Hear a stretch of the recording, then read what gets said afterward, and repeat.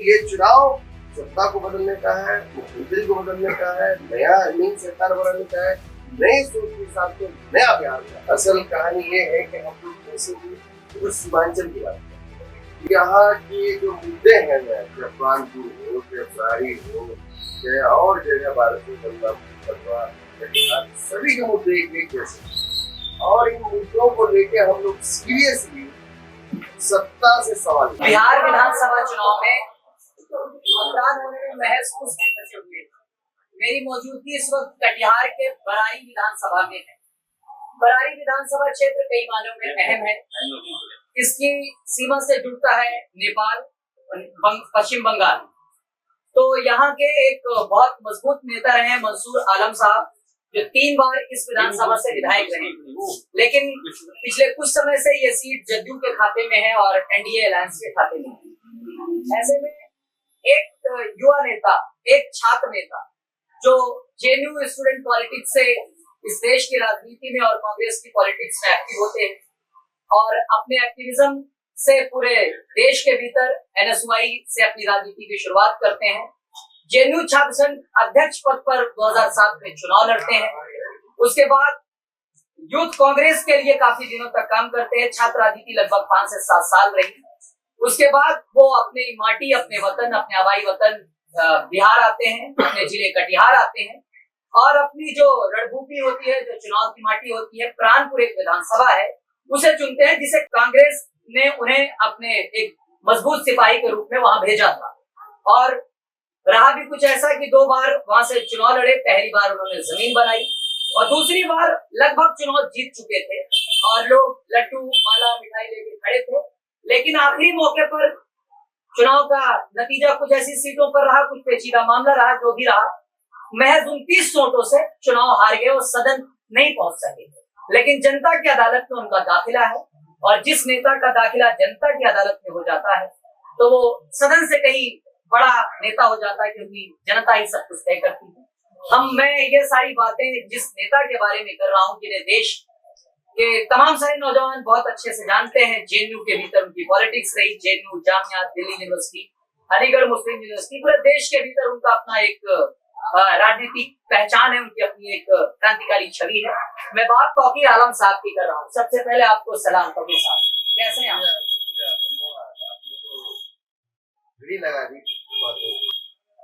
देखिए, आप बैठे हैं बरारी में, खास बहुत ही दुनिया जमीयत की बेहतरीन मिसाल है। यहाँ पे जो प्यार, भाईचारा से इसकी मिसाल दी जाए। आप वहाँ बैठे हैं, आपके सम्मान। बहुत शुक्रिया, आपने हमें वक्त दिया। मैं देख रहा हूँ अभी आपके बहुत सारे कार्यक्रम लगे हैं और मौसम भी आपका साथ नहीं दे रहा है।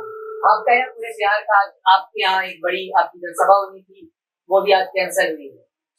ऐसे में चुनाव में आप चूंकि प्राणपुर से पूरी तरह से तैयारी में थे और लगातार मीडिया में खबर आई कि कांग्रेस का महज एक ऐसा कैंडिडेट है जो 2 जगह से नॉमिनेशन फॉर्म पाया है।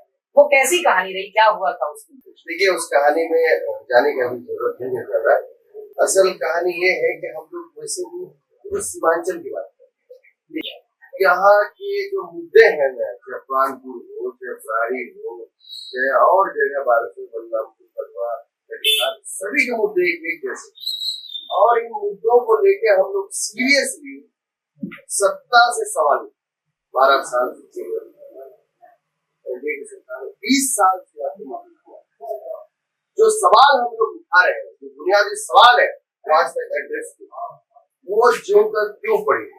तो कानपुर जाहिर सी बात है, जो 2 बार चुनाव लड़ा तो सवाल उठेगा। तो बरारी मेरा घर है, सवाल है ये यहाँ किला कूदा हो, दुनिया तालीम हुई यहाँ रिश्तेदार है, सब लोग यहाँ भूमि रहा है। लोगों से मिलने जुड़ाव, तो आदमी जहाँ जाता है फिर उस हिसाब से राजनीति करना तय करता है। यहाँ भी ऐसा नहीं कि मैं बिल्कुल बरारी या घर को छोड़ दिया। आना जाना, लोगों से मिलना, शामिल होना, उन्होंने बोला जिले के साथ हम जुड़े हुए हैं, सीमांचल के साथ जुड़े हुए हैं। मुद्दा एक ही है।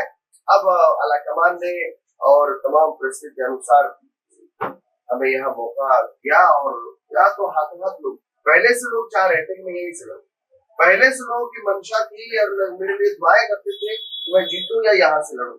तो ऐसा मुझे महसूस हुआ यहाँ की टिकट के बाद से कि लोग हाथों हाथ ले रहे हैं। कोई भी समाज पूरी तरह से, जैसे मैंने कहा, ये समाजवाद की धरती, इस समाजवाद की सरजमीन है, यहाँ पर कोई भेदभाव नहीं है। जमाने में मेरे वालिद साहब विधायक थे, 3 बार विधायक, उस वक्त भी लोगों ने प्यार सम्मान से नवाजा। बीच में फिर कुछ परिस्थितियां वैसी बनी कि दूसरे लोग विधायक बने, फिर उसके बाद परिस्थिति बनी राजद से स्वर्गीय नीरज जी, यहाँ से जब उनको टिकट मिला तमाम समुदाय ने एकजुटता के साथ उनको हाथों हाथ लिया। कोई समझा ही नहीं है कि वो कौन समाज से है, क्या है, नहीं है, सभी लोगों ने वोट दिया।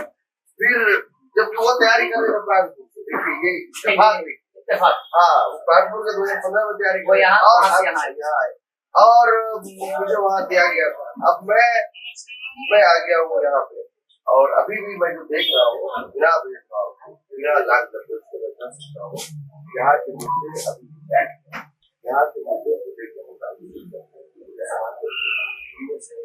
प्यार के मुद्दे ये है कि आपके पास जो दूध निकला वो भी बंद, चीनी मिल हुआ करता है वो भी बंद। तो सवाल ये कि जो मोटी नौकरी के लिए और मोटी व्यवसाय के लिए नौकरी या फिर रोजगार के लिए उनके साधन है, उसके लिए भी उसको दिल्ली और मुंबई और जगह जगह जाना पड़ता। कल मैं एक शख्स से मिला सभी लीग, वो आधा घंटा तक यही बात करते हैं। सब नेता आते हैं, बड़ी बड़ी बात करते हैं, लेकिन हम अपने जीवन का 20 साल पंजाब फला जगह गुजार चुके हैं, हमें यहाँ कुछ है ही नहीं, हम क्या वोट देंगे, क्यों वोट देंगे? सवाल कर रहा था और मुझे बड़ा अच्छा लग रहा था और मन में वो भी लग रहा था कि सवाल है, सवाल को हमें चुप करना, इस सवाल को लेकर हम सीरियस काम क्यों नहीं करते? तो एक सामाजिक कार्यकर्ता होने के नाते, एक राजनीतिक कार्यकर्ता होने के नाते हम लोगों की जिम्मेदारी इन सवाल को लेकर जवाब देना, इनको लेके साहस के साथ, ईमानदारी के साथ मेहनत करें। यहाँ पे रोजगार कायम होने इसके लिए लड़ाई है, यहाँ पे इंडस्ट्री भर्ती लगे, यहाँ पे एम्स बने, यहाँ पे समान शिक्षा व्यवस्था लगे, एक गरीब बच्चा, हाँ, एक गरीब बच्चा भी उनको अच्छी क्वालिटी एजुकेशन एक अमीर बच्चे की तरह मिल पाए। ये जो लड़ाई है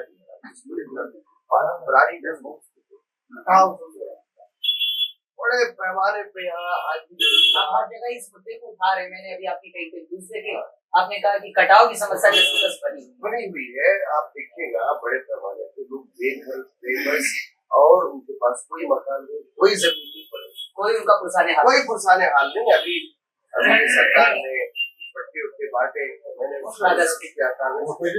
क्या पता चला कि ऑलरेडी जिनको जमीन मिली हुई थी उन्हीं के पट्टे बांटे, कुछ नया काम नहीं किया। सवाल ये है कि हम राजनीति क्यों करें? सेवा के लिए, जनता के लिए, आम आवाम के लिए, गरीब किसान मजदूर के लिए, अंतिम फायदा में बैठे लोगों के लिए सबको अवसर मिला, उनको आगे सबको जगह मिलेगा, उनको बराबर अधिकार मिलेगा। ये सवाल कहाँ विधायक जी जो आपके विधायक हैं, मैं आपको रोक रहा हूँ, जो विजय सिंह जो यहाँ पिछली बार विधायक बने, उनका नाम विजय सिंह है, उनका जो कार्यकाल रहा 5 साल, क्योंकि आपके बगल के हैं और आपके वालिद साहब यहाँ से रहे हैं, तो आपको बिल्कुल जानकारी है। तो आप उनसे किस तरह की लड़ाई देख रहे हैं? आप उनका काम का कार्यकाल कैसे रहा? काम का देखिए, मेरी व्यक्तिगत उनसे लड़ाई नहीं है। हम लोग जमाने में गठबंधन के हिस्सा थे, हमारे अच्छे लोग, मतलब 2015 में आप सब एक होके लड़े थे। बात ये है कि विधायक जनता ने दिया आपको मौका, आप क्या किए? रिपोर्ट कार्ड पूरी तरह से फेल हो गया। जनता के मुद्दों के साथ और जनता के साथ कोई वास्ता नहीं होता। लोग में ये हालत है, लोग थाना में चलाने का ये बिहार ये यहाँ घुसखोरी का काम है। बिहार जो जनता का राज होना चाहिए, कानून अनुसार जनता के हिसाब चलना चाहिए, वो काम बिल्कुल नहीं हो रहा। तमाम चीजें बिचौलिए के माध्यम से हो रहा है। ये तो मतलब विधायक को मतलब नहीं है। विधायक का जो है बिहार में सरकार, विधायक का केंद्र सरकार है। भाई आपने इतने बड़े मामला कटाव और के लिए आज तक आवाज नहीं उठाई, या तो उनको क्या नहीं है महाशय को, ये कहाँ कटाव है, क्या है, आवाज उठाए। उनका टोला किंगरिया समेली में सैनी टोला है, वो एकदम कटाव की चपेट में, उनके लिए कोई पशुबारी नगर में पूरा पासवान टोला सटने कगार पे, उनके लिए सब लोग रोड के किनारे हाल इतने बेहाल सबको उनके हाल में छोड़ रखा है। बकरियां सुखाई गई है। मैं गया था परसों, लोग वोट बहिष्कार करने के लिए तैयार थे, लेकिन हमको जब देखा तो लोग एक को हाथों हाथ लिए। मैंने कहा एक जमाने में मेरे पिताजी जब विधायक थे, यहाँ 4 ठोकर बना के उन्होंने कटाव रोकने के लिए बड़ा कदम उठाया। एक जमाने में उनको ठोकर मंत्री बोला जाता है। ऐसा है कि उन्होंने ये काम बड़ी ईमानदारी से, दूसरी उनकी ईमानदारी की मिसाल पूरी बिहार की राजनीति में दी है। तो मैं ये कह रहा था, मैंने वादा किया कि मुझे मौका मिला तो मैं ये काम गाँव और पंचायत बचाने का काम जब ईमानदारी से करूंगा, तो फिर वो लोग सब सहमत हुए कि हम लोग वोट करेंगे। उनको यकीन हुआ। तो बात ये है कि समस्याएं बड़े पैमाने पे है। समेली एक भी डिग्री कॉलेज नहीं है। हाँ, ये बड़ा मुद्दा है। अस्पताल के मसले पीछे है। तो ये सब यहाँ पे रोड बनने, फ्लाईओवर बनना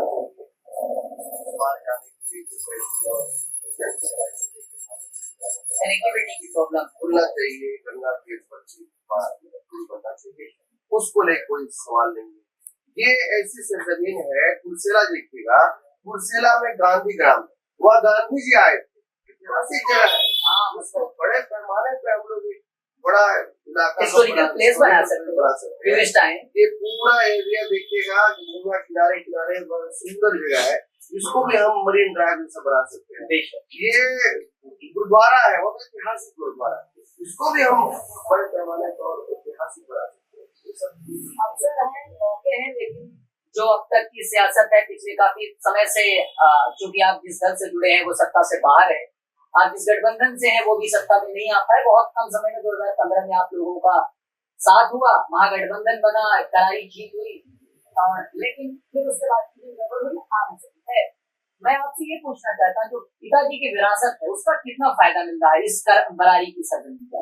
तो मैं कह रहा हूँ कि मेरे पिताजी और लोगों से मैं मिलता हूँ, पहले औरत से मुलाकात की, मिला रहे थे कांग्रेस से रहते पुराने लोग को आप वो जब बोले कि मंसूर साहब के लड़के हैं जिन्होंने आप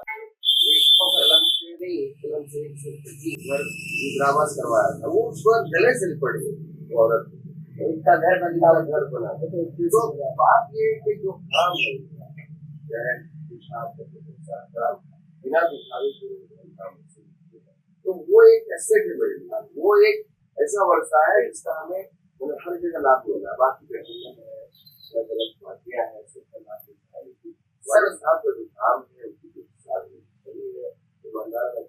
उसका लाभ है सभी समाज में। जो वोट नहीं भी देते थे वो भी कह रहे कि नहीं अच्छा नौजवान है, प्रोग्रेसिव है, तो वो उसका फायदा तो मिल ही रहा है, उसे कोई डाउट नहीं।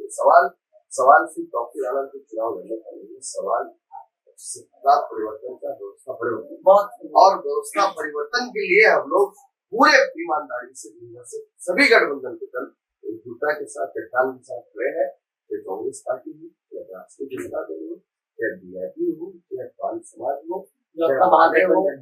हो, सभी लोग खड़े हैं। और ये चुनाव सत्ता को बदलने का है, मुख्यमंत्री को बदलने का है, नई सरकार बनाने का है, नई सोच के हिसाब से नया बिहार बना, तो नया बिहार बने। मैं ये मेरी ऐसी शुभकामना है और मैं ऐसा चाहता भी हूँ, क्योंकि कोई जगह, किसी भी जगह पे विकास होगा, काम होगा, तो उस जगह की पहचान होती है। देश तरक्की याफ्ता या तरक्की, ये तरक्की तभी कहलाएगा कि कोई मुल्क डेवलप हुआ है जब उस देश का कमजोर से कमजोर खिता भी तरक्की याफ्ता हो, कमजोर से कमजोर लोग भी आगे बढ़े। सवाल ये है कि अब देश का ढिंढोरा हम पीटे, हमारा देश महान है, तरक्की हो गया, यहाँ पर बाढ़ से, कटाव से सब लोग मर रहे हैं, कोई साथ देने वाला नहीं, तो कैसे? वही हाल है कि 100 में 70 आदमी फिलहाल जब नासाज दिल पे रखकर हाथ फेंके, मुल्क क्या बात है। तो वही बात है कि हमारा मुल्क तभी खूबसूरत बनेगा जब सभी इलाके के लोग, और ये इलाका, इस इलाके में सभी समाज के लोग रहते हैं, मिलजुल के रहते हैं, मिली जुली तहजीब है, ये बहुत खूबसूरत जगह है। यहाँ का कोई जोर नहीं है, मैंने सामाजिक आपसी भाईचारा, प्यार, मोहब्बत, इसमें कोई दिक्कत की बात नहीं है सवाल। लेकिन दिक्कत की बात तो आती है जब कुछ लोग जबरदस्ती लोग जबरदस्ती एक दूसरे पे जबरदस्ती इशू बना करके उसको माहौल खराब करना चाहते हैं, लेकिन उससे कुछ होगा नहीं, क्योंकि यहाँ से आपकी मोहब्बत बहुत मजबूत है।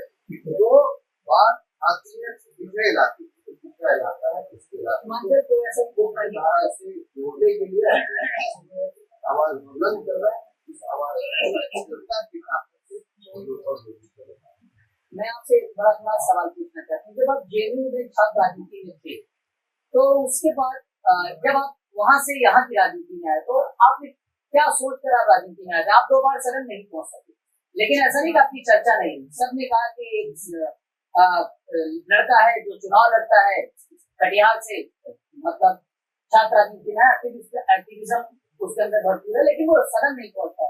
तो जब आप जेएनयू में थे, उस वक्त जब आप छात्र राजनीति करे, तो क्या कुछ सोच कर आप अपनी माटी को क्या देने के लिए आए थे, जो अभी आपके अंदर कसर करती है?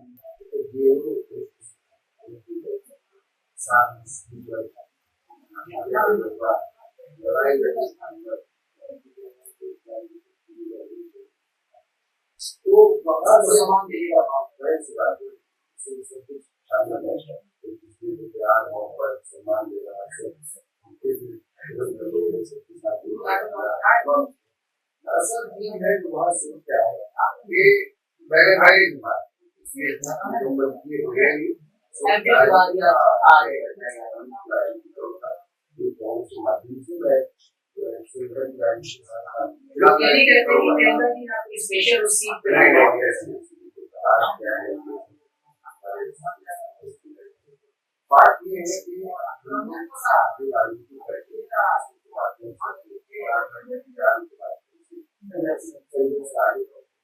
उसके हमारे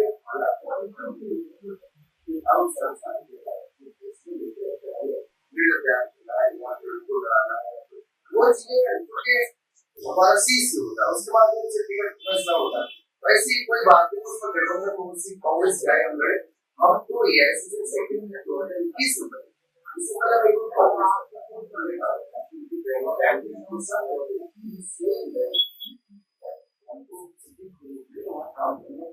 इससे पहले और भी मौका मिला सवाल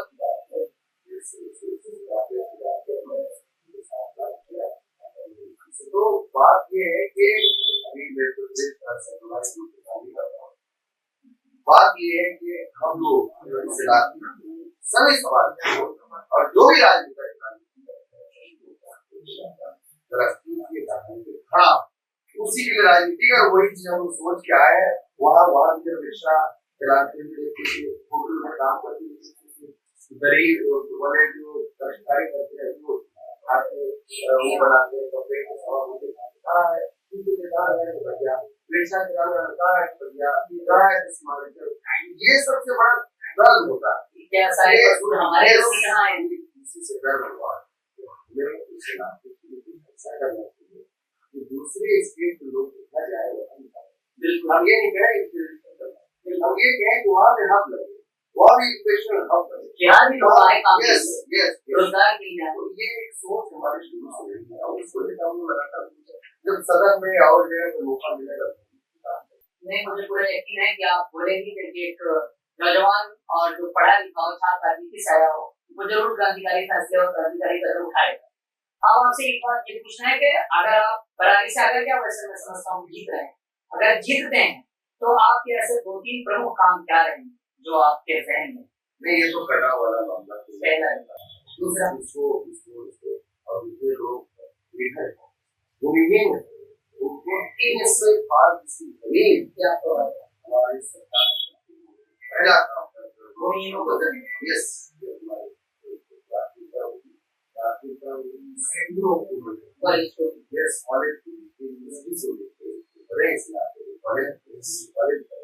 और जो स्कूल है कम से कम एक ब्लॉक में ऐसे इंग्लिश मीडियम स्कूल सरकार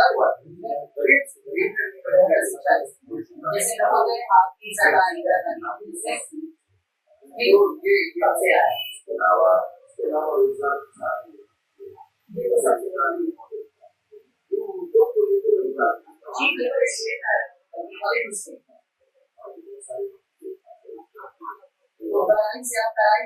तैयार रहेगा।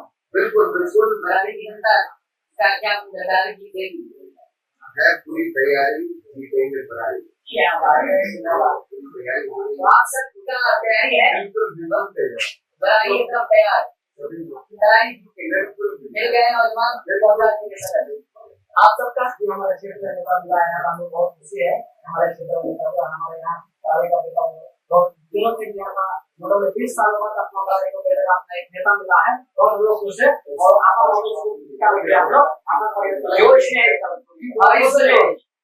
आइए आपका अच्छे से जीतेंगे। ये लास्ट में आए, काफी देर में आए, तो आप सबको ऐसा नहीं लगा कि कैसे पहले नहीं आए?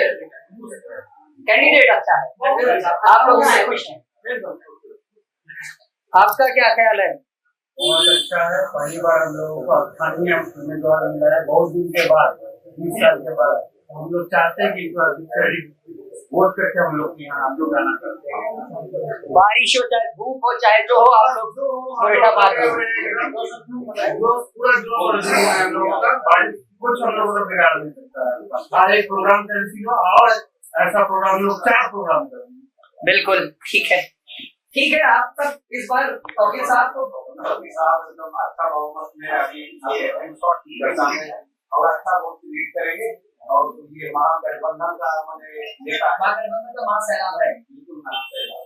चलिए ठीक है, बहुत बहुत धन्यवाद। ये थी बरारी सीट जहाँ पर अभी प्रत्याशी मिले हैं एक होनहार नौजवान फौजी साहब के रूप में, जिनके पास विरासत भी है, जिनके पास क्रांतिकारी तेवर भी है, जिनके पास अपना एक सियासी अनुभव है। पार्टी के बड़े नेताओं से इनके बड़े अच्छे ताल्लुक माने जाते हैं, दिल्ली में इनके बड़े अच्छे संबंध है, तमाम सारी बातें हैं। अब क्या होगा बरारी में, क्या करारी जीत होगी या क्या कुछ होगा, ये सब भविष्य के घर में छिपा है।